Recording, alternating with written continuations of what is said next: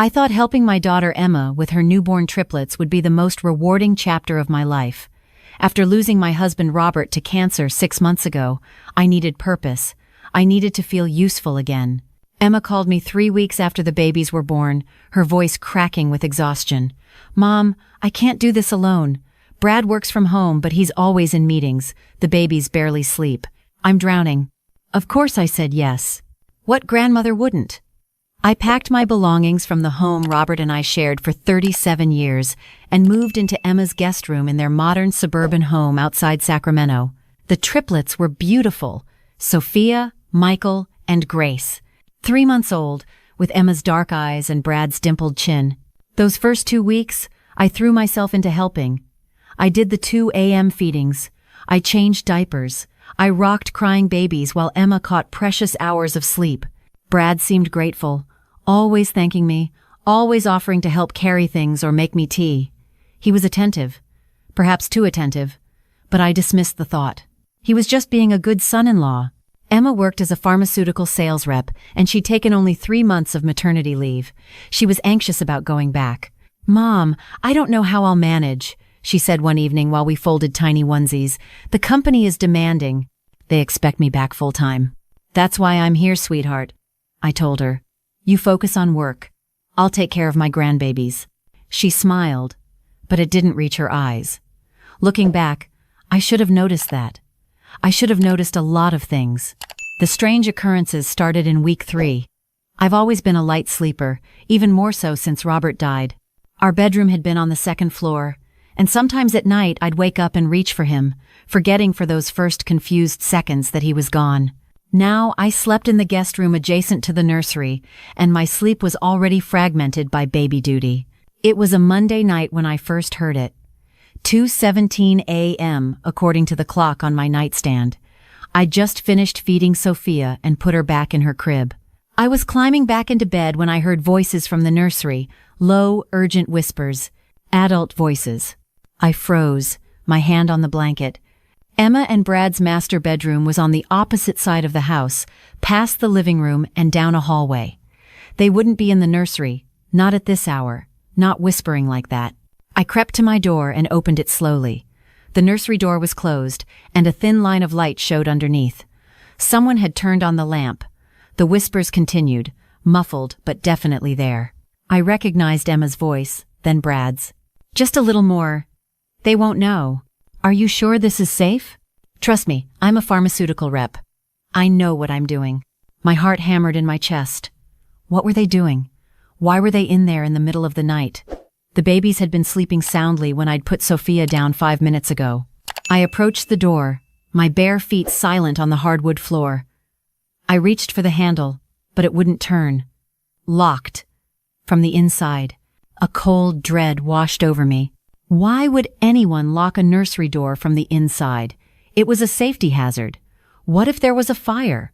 What if something happened to the babies? I stood there for several minutes, listening. The whispers stopped. I heard movement, then the click of the lamp being turned off. Darkness under the door again.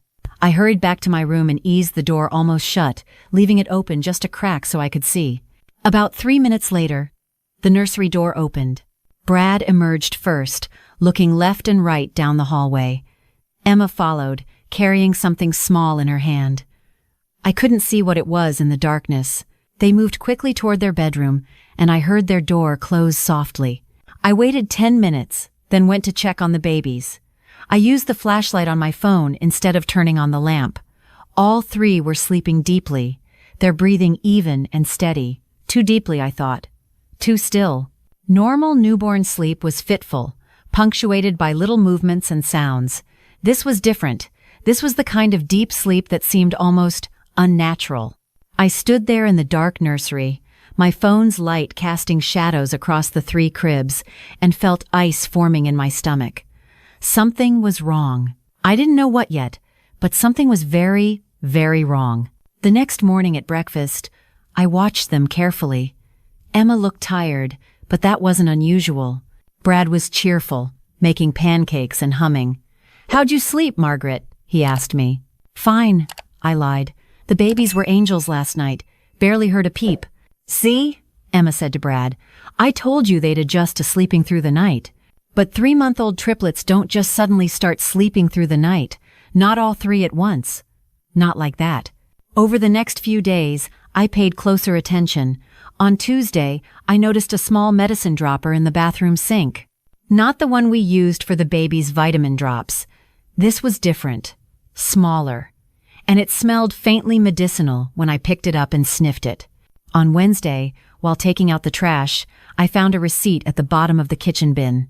Walgreens. The items listed made my blood run cold. Diphenhydramine, 50 milligrams, adult formula and melatonin, 10 milligrams, extra strength. Why would they need adult-strength sleep aids? Emma had mentioned she wasn't sleeping well, but this seemed excessive. And there was another item on the receipt that caught my eye. Oral syringe, 5 milliliters. Thursday evening, I started to notice a pattern. Every Thursday was when my quarterly inheritance payment came through. Robert had been careful with money. His life insurance and retirement accounts were substantial, and he'd set them up to pay out to me in installments. Every 3 months, a significant sum hit my checking account. And every Thursday evening, Emma asked me if I wanted tea. "Mom, you look tired. Let me make you some chamomile tea. It'll help you sleep." I'd always accepted. I'd sit in the living room, sipping the tea Emma made, feeling grateful for such a thoughtful daughter. Within 20 minutes, I'd feel drowsy. Unusually drowsy. I'd head to bed early, and I'd sleep hard. So hard that I wouldn't wake up even when the babies cried. The next morning, Emma would tell me she'd handled the night shift, that I'd needed the rest. But this Thursday, something clicked. The receipt, the medicine dropper, the strange nighttime visits to the nursery, Emma's insistence that I drink the tea she made, the way Brad watched me whenever I held my teacup, his eyes tracking it to my lips. I felt sick. Surely not. Surely my own daughter wasn't drugging me. But as I sat there at the kitchen table, watching Emma fill the kettle, I knew with a certainty that made me want to vomit. "Actually, honey, I think I'll skip the tea tonight," I said. "My stomach's a bit off." Emma's hand froze on the kettle handle, just for a second. Then she smiled. "Oh, okay, Mom. Can I get you some ginger ale instead?" "No, thank you. I think I'll just head to bed early." I saw them exchange a look. Quick, but I caught it. That night, I didn't sleep. I lay in my bed, watching the crack under my door, waiting. At 2:43 a.m., I heard it again, footsteps in the hallway. The nursery door opening and closing. I got up silently and pressed my ear against my door. The voices were clearer this time, because I wasn't groggy. Because there was no tea sedative dulling my senses. "Did you check the bank account?" That was Brad. "Yes. The deposit came through this afternoon. $47,000. Emma's voice. "And the documents?" "I have them." I practiced her signature. "It's perfect. Once she's had the tea and she's out cold, I'll go in and get her to sign them in her sleep. She'll never know." My hand flew to my mouth. Oh God, they were forging my signature. They were accessing my inheritance account. "What about the babies?" Brad again. "Just enough to keep them quiet. Not too much. Just enough so they sleep through and Mom doesn't wake up to check on them. We can't risk her being alert and noticing anything." They were drugging my grandbabies. My own daughter was drugging her children. I stumbled backward, my legs weak. I sat on the edge of my bed, my mind racing. What else had they done? How long had this been going on? I grabbed my phone and opened my banking app with shaking fingers. I logged into Robert's inheritance account, the one I rarely checked because the quarterly payments came automatically. The balance made me gasp. It was almost $200,000 less than it should be. I scrolled through the transactions, withdrawals, large withdrawals, signed with my electronic signature, transfers to accounts I didn't recognize, going back 8 weeks, since the second week I'd been here. They'd been doing this almost from the beginning, every Thursday. Tea, drugged sleep, forged signatures, stolen money, and they were drugging the triplets to cover their tracks. I sat there in the dark, my phone's glow illuminating my face, and felt something I'd never felt before. Not just betrayal, not just hurt, but a cold, calculated fury. This was my daughter, my child. I'd raised her alone after her father left when she was 6. I'd worked 2 jobs to put her through college. I'd loved her unconditionally. And this was how she repaid me. By stealing from me. By drugging me. By endangering her own children. My grandchildren. But I wasn't some helpless old woman. Robert had always said I had a steel core. "You're stronger than you think, Margaret," he'd told me during his final days. "Promise me you'll be okay. Promise me you'll fight for yourself." I promised him then, and I was going to keep that promise now. The next morning, Friday, I acted normal. I smiled at breakfast. I cooed at the babies. I thanked Brad for making coffee. Inside, I was planning. I couldn't go to the police. Not yet. I needed proof. Concrete, undeniable proof. My word against theirs wouldn't be enough, especially since they could claim I was confused, grieving, maybe even senile. I was 62, but I could imagine Brad painting me as a batty old woman losing her grip on reality. No, I needed evidence. During my teaching career, I'd always been good with technology. I'd had to be, to keep up with my high school students. I knew how to use computers, smartphones, cloud storage, and I knew how to shop online. That Friday afternoon, while Emma was at work and Brad was in his home office for a marathon video conference, I used my iPad to order 3 items from Amazon with next-day delivery, 2 wireless hidden cameras, disguised as phone chargers, and 1 audio recording pen. Saturday, while they took the babies to a pediatric checkup, I set up the cameras. One I plugged into an outlet in the nursery, positioned so it faced the cribs. The other I plugged in near the dining room table, where I'd seen Emma photographing documents. The pen I kept in my pocket. I also did something else. I called my bank's fraud department. "I think someone may be attempting to access my account," I told them. "I'd like to freeze all transactions until I can come in person with proper identification." The representative was sympathetic and efficient. Within an hour, the account was locked. Then I waited. Sunday night, I made a show of drinking the tea Emma offered. But when she went to check on the babies, I poured it into the potted plant by the sofa. I went to bed at my usual time, but I didn't sleep. I watched the camera feeds on my phone, the app showing me 2 small windows of live video. At 2:23 a.m., they came. Emma pushed open my door slowly. I kept my eyes closed, my breathing deep and steady. She approached the bed, and I felt her touch my hand. "Mom?" she whispered. I didn't respond. I made my body limp. "She's out cold," Emma said. Brad appeared in the doorway. "Good, get the papers." Through my barely open eyelids, I watched Emma leave and return with a folder. She sat on the edge of my bed and opened it. Documents, bank documents. She pulled out a pen and gently placed it in my hand, wrapping my fingers around it. "Okay, I'm going to guide your hand," she murmured. "Just like Thursday." She positioned my hand on the paper and moved it, forging my signature.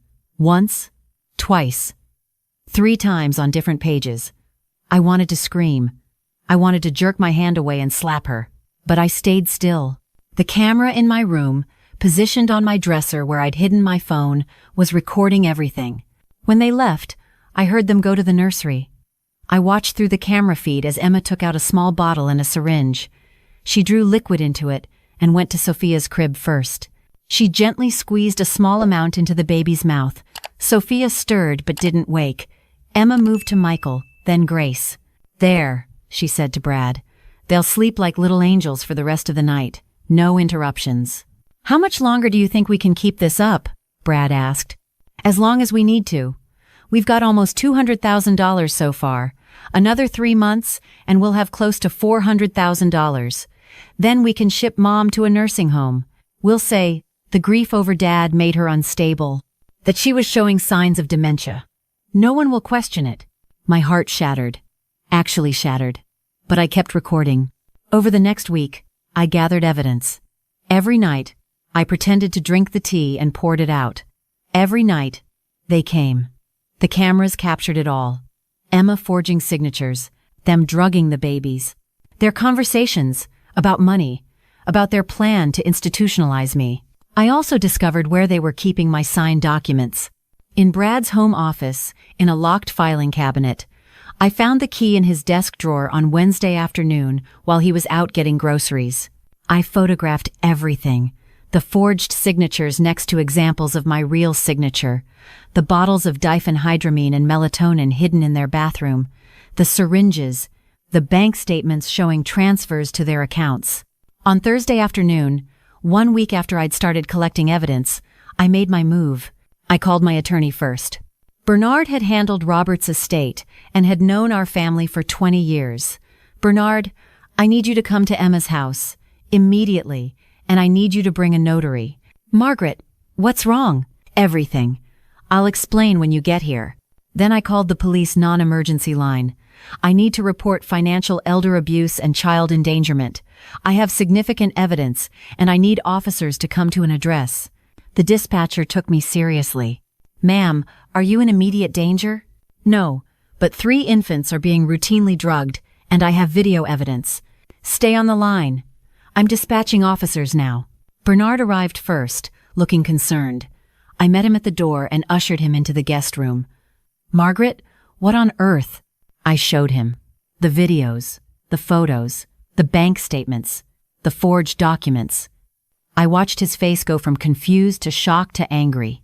"My God, Margaret, your own daughter. I need you to witness me revoking Emma's power of attorney, if she has one. I need you to help me secure my assets. And I need you to be here when the police arrive." Emma and Brad came home at 4:30 p.m., Brad carrying takeout bags, Emma juggling her purse and phone. They walked into the living room to find me sitting on the sofa. Bernard was beside me. 2 police officers stood near the fireplace. The look on Emma's face was almost comical. Almost. If it hadn't been so tragic. "Mom? What's going on?" "I know everything, Emma," I said. My voice was steady, stronger than I felt.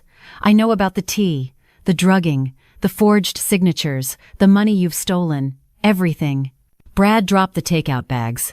"Now wait a minute. We have video evidence," one officer interrupted. "Multiple nights of video and audio. We've already reviewed the footage Miss Chen provided." "This is ridiculous," Emma said, but her voice wavered. "Mom's been confused."